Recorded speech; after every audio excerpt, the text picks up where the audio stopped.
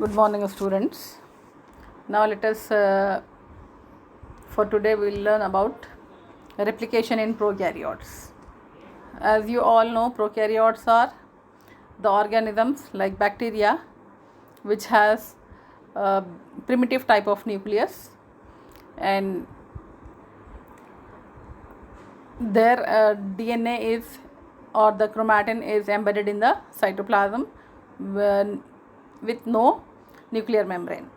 So the replication process in case of prokaryotes involves most of the steps similar to the eukaryotic, with minor differences.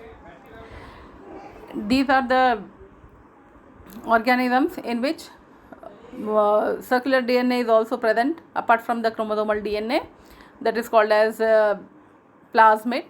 So replication of plasmid as well as chromosomal DNA, it is the same process.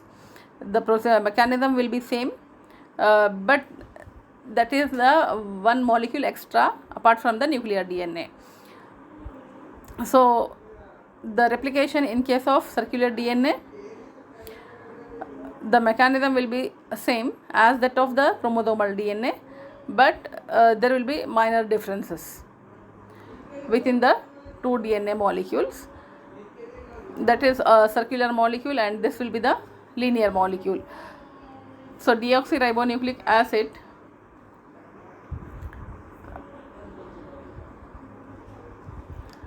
is present in the form of chromosomal DNA, and during cell division that will be duplicated, and that means whatever the DNA content is present in the cell, that will be doubled, and that doubling of that DNA molecule will be with the help of a process called as replication, and providing each cell its own complete set of the chromosome. So before cell division, DNA has to be duplicated, and that occurs by means of replication, DNA replication. So the process of DNA replication will produce two identical copies of the DNA, and from one origin. This biological process occurs in all living cells and is the basis for biological inheritance, because via inheritance, whatever genetic information is stored in the DNA, that will be inherited to the next generation. So, now the process of replication, it is a semi-conservative process, and it is bidirectional process, and it is semi-discontinuous also. As you can see in this DNA strand which is undergoing replication, so one strand that is needs only once priming function will proceed in the direction of replication, and that is called as leading strand. The other, which is getting replicated in the opposite direction to the direction of replication, that is the direction is from 5 prime to 3, that is called as lagging strand. So the direction of replication will be 5 prime to 3 prime only, because DNA polymerase can add new nucleotides at the 3 prime end only. That is why the direction of replication will be 5 prime to 3 prime, but one of the strand will synthesize continuously, the other will be in the form of fragments. Discontinuous synthesis will take place in the form of fragments. In detail we will discuss later in the coming slides. Now the general features. What are the general features of replication? Because just to start the replication process, first the DNA has to open or unwind. So the process of opening of DNA or is called as unwinding of the two anti-parallel complementary strands, because DNA molecule has a set of two strands which are anti-parallel to each other, and both are running from 5 prime to the 3 prime direction, but they are anti-parallel to each other. And the unwinding process also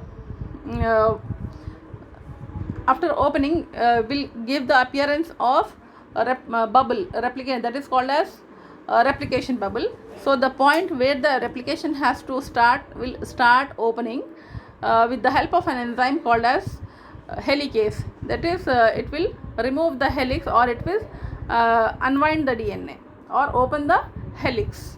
So that enzyme is called as helicase, and after the initial opening it will give the appearance of bubble like structure, as you see here in this diagram. The small two arrows are shown, the old strand and the new strand. So in this diagram, the replication, within the circle you will see one more elongated circle, that is nothing but that is the bubble like structure. So where the replication has to begin, that point is called as origin of replication. So in this diagram also you can see origin of replication. So at the point where the replication has to start, that is origin of replication, and in the beginning it will give the appearance like bubble, that is why it is called as replication bubble, and then it will get elongated and proceeds in both the directions. So if you take half the open area, that will give the appearance like a fork. So then it is also called as replication fork. So one of the replication fork we will take as a set of as a unit, and we will see how that replication fork is associated with the different enzymes. So once the helicase has opened the double helix, now opening will result in the formation of two replication forks. And because this replication is a process that will proceed in both the directions, so it is a bidirectional process. So the replication fork will grow in opposite directions, both the sides. Now the different enzymes that are associated with replication is helicase will open the helix, it will open the double helix, and it will form the replication bubble, and then that will grow in size and give the appearance like a fork like structure, and unwinding will result in the formation of two replication forks. So now once the replication fork has formed, DNA polymerase will come and bind to the single stranded DNA. So when replication has to start, it needs single stranded DNA, it needs replication enzymes. So helicase will obviously help in the process of unwinding. As the replication process proceeds, it will, in the forward direction, it will open the helix by breaking the hydrogen bonds. And DNA polymerase, there are DNA polymerases are different DNA polymerases has been discovered till date, but the most common one and the active one in case of DNA replication are DNA polymerase 1, 2, 3 and 4, 5. These are the most common DNA polymerases, whereas 1 and 2, they have exonuclease activity as well as proofreading activity, exonuclease and polymerase activity, whereas DNA polymerase 2 has proofreading activity, and DNA polymerase 3 is the main enzyme for replication that will perform the process of replication on the single stranded DNA, but it cannot start de novo, new DNA synthesis cannot begin. That is why it needs a priming function. So another enzyme called as DNA primase will provide a small strand of RNA which will provide 3' OH group free at one end, and the direction of replication will be 5' to 3'. So after priming function, after the primase has synthesized the primer at the single stranded DNA polymerase will go and bind to that, and it will start adding the new nucleotides at the free 3' OH end. So at the 3' end of the RNA, new nucleotides will be added by DNA polymerase 3. So DNA polymerase 3 is the main enzyme, and that will continuously add the nucleotides, and the rate of addition of nucleotides will be 1000 per second. So it is very fast process, and DNA polymerase 3 will start adding, and the one of the strand will continuously synthesize the direction in which the replication is taking place. So one strand will be synthesized continuously. On the opposite side, the other template strand is on the other template strand. The synthesis of the DNA will be in the form of fragments. Those fragments are called as Okazaki fragments, and this discontinuous synthesis, as you see in the diagram here in the Y-shaped structures, these are nothing but replication fork only, and so the direction of synthesis will be 5' to 3'. Here also you can see the same thing, but here you can see in the bottom diagram, after adding a primer to the template DNA polymerase will synthesize continuously, and helicase will open. As it opens the double helix, DNA polymerase will move in the same direction, and continuous synthesis will take place. But on the opposite strand, that is not possible. The direction of replication will be opposite. So here because the anti-parallel strand, there the DNA replication will take place discontinuously. So for every fragment of new DNA, there needs a priming function. So primase will provide, whenever the Okazaki fragment has to form, primase has to provide a RNA primer, then it will add the new nucleotides. So as it bumps into the RNA primer of the preceding Okazaki fragment, it stops the addition of nucleotides. So polymerase will stop the addition of nucleotides. So now it will move back, and from there again it needs a primer, then it starts addition of the nucleotides. So discontinuously, in this form, discontinuous synthesis of in the form of fragments, DNA replication will take place on the opposite strand. So one of the strand will get synthesized continuously, and the other new strand will synthesize in a discontinuous manner in the form of fragments. That is why these fragments are called as Okazaki fragments. So this discontinuous synthesis results in after the replication process is completed, it needs the removal of primers. So when the primers are removed, again it has to add the new nucleotides. So DNA polymerase one will add the nucleotides because it has polymerase activity as well as exonuclease activity. So after the removal of RNA primers from the Okazaki fragments, the new nucleotides will be added, and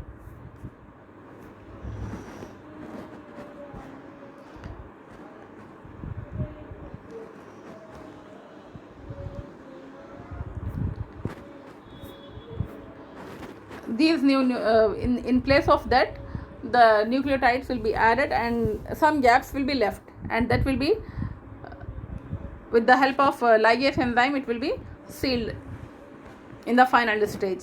So in case of E. coli, there are 5 different type of polymerases.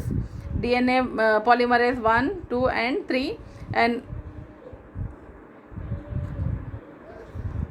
polymerase 2 enzyme is encoded by Pol B gene, whereas polymerase 1 is encoded by Pol A gene, and polymerase 3 is encoded by Pol C. And these are the polymerizing enzymes. First two enzymes have polymerase as well as exonuclease activity, but polymerase 2 has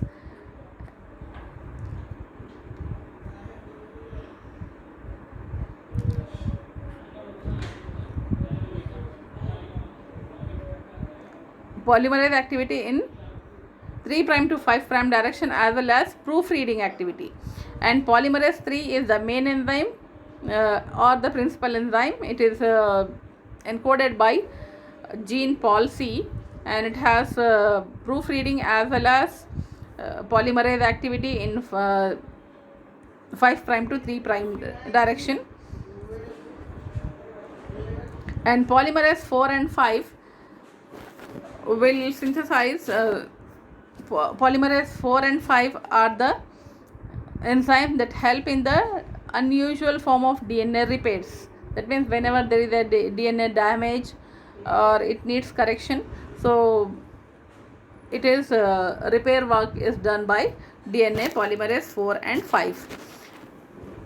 So DNA polymerase holoenzyme, it is the primary enzyme for the and it is in the form of complex, and the complex, because it is made up of different subunits, and because when complete subunits are present, then it is called as holoenzyme.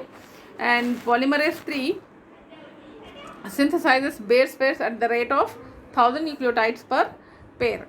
And in this diagram you can see it is made up of it is composed of alpha units, 2 alpha units, 2 beta units, 2 epsilon, 2 theta and 2 Tesla units. That orange colored T-shaped structure is present between the 2 alpha units. That is nothing but it is Tesla, 2 delta, 2 gamma and epsilon. So these are the different subunits, and when they are associated with each other and complete polymerase structure is found, then it is called as holoenzyme. Because the core enzyme will constitute alpha, theta, epsilon and beta. So when Tesla is added, that will dimerize, and along with that delta and gamma will also get added, then it is called as holoenzyme. So holoenzyme is the functional enzyme that will have the polymerization activity. And DNA polymerase alone cannot perform it cannot perform the whole replication activity. It's the assistance of many other enzymes such as helicases, topoisomerases, because due to continuous unwinding by helicase, tension is created in the topological stress is produced in the DNA strand. So to relieve the tension or the topological stress, topoisomerase will produce a nick, and that will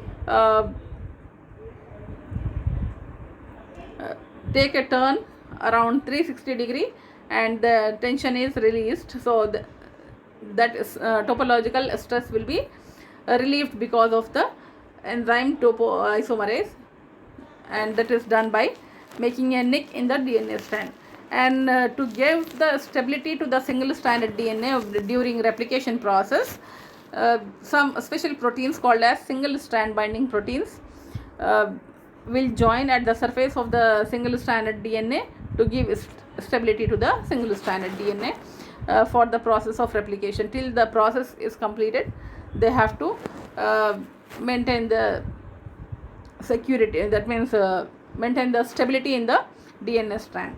And DNA primer is also needed by the polymerase 3, because without RNA primer it cannot add the new nucleotides to the DNA strand directly.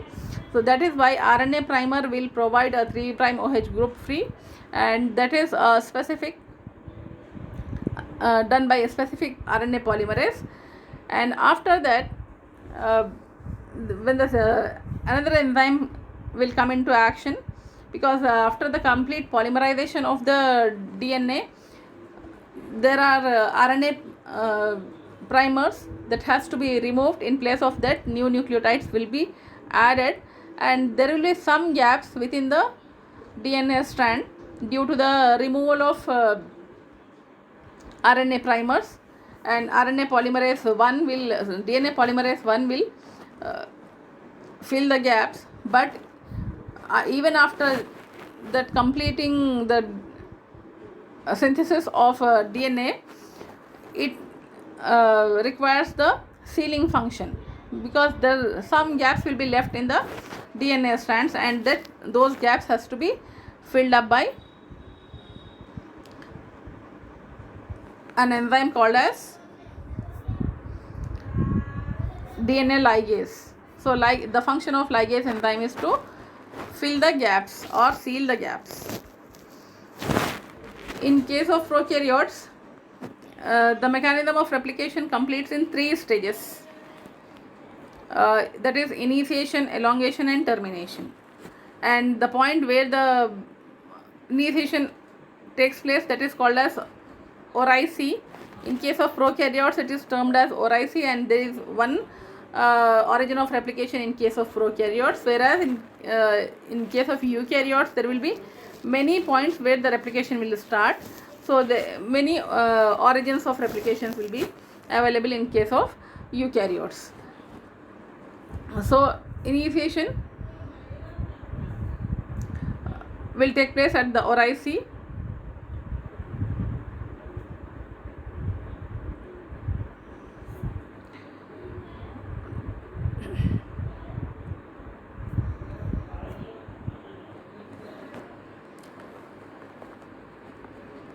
The sequences of events, that is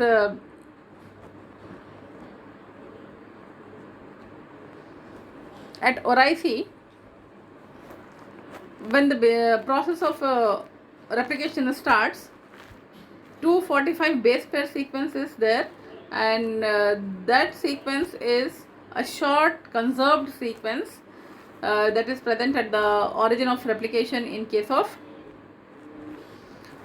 bacterial DNA. And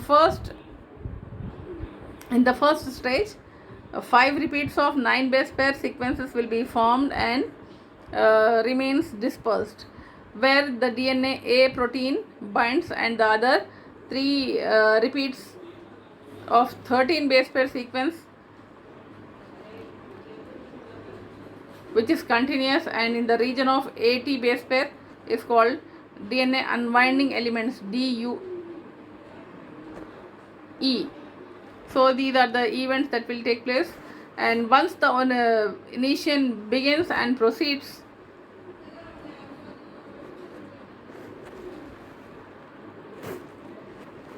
then it will continue, and DNA C and DNA B protein remains bound to the 2 DNA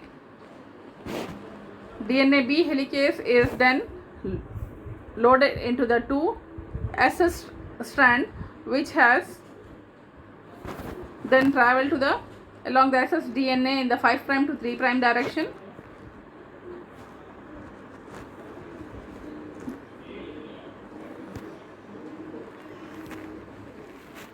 So once the initiation of the DNA replication is completed, because a small chain of nucleotides, 25 to 30 nucleotides are added in the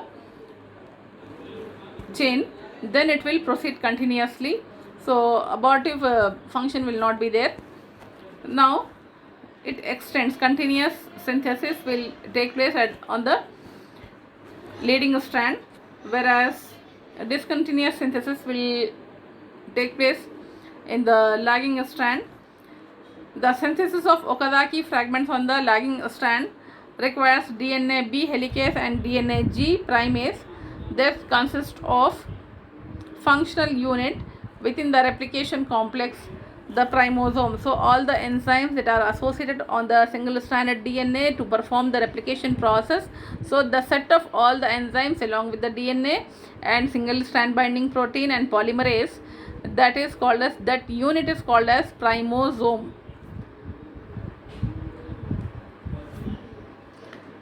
So in this diagram you can see the direction of replication is shown with the arrow mark, and the strand which is undergoing continuous synthesis will be the same, will have the same direction as that of replication, direction of replication. But on the lagging strand, the direction of replication will be just opposite, though it is 5 prime to 3 prime only, but due to the anti-parallel nature, it will be in the opposite direction and in the form of fragments. So the leading strand will get synthesized continuously, whereas lagging strand discontinuously synthesized, and for every fragment it needs a priming function. So for leading strand only priming function is needed once, whereas for the lagging strand, for every Okazaki fragment the priming function is needed. So once it is completed, then it will be removed all the Okazaki fragments. From all the Okazaki fragments, RNA primer will be removed, and in place of that DNA nucleotide, deoxyribonucleotides will be added by DNA polymerase 1, and then helicase will come into action, and that will seal the gaps that are present. So one RNA primer will be removed from the leading strand, whereas the number of RNA primers will be removed from the Okazaki fragments that is on the lagging strand. So what happens? These gaps will be left in place of RNA primers. So those gaps will be filled by RNA polymerase, and then it will be sealed by DNA ligase. Now the termination process. The third phase of replication, the third stage of the replication is termination. So termination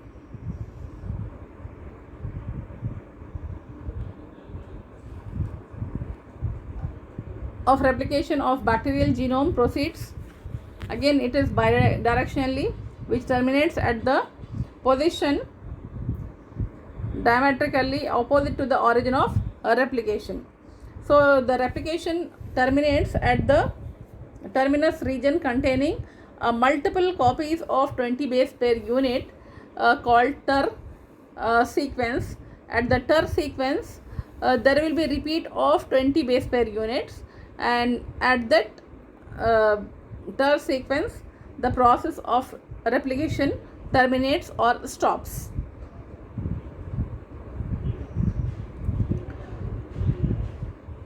TER sequence works as the binding site for protein TUS, terminus utilization sequence, which stops the DNA B helicase, resulting in termination of the DNA replication. The completed chromosome is then partitioned into 2 daughter cells during cell division. So this is how in bacterial cells, or for example in case of E. coli, the process of replication takes, and the process, as already has been mentioned, it is takes place in 3 phases. That is, once the initiation, then elongation and termination process.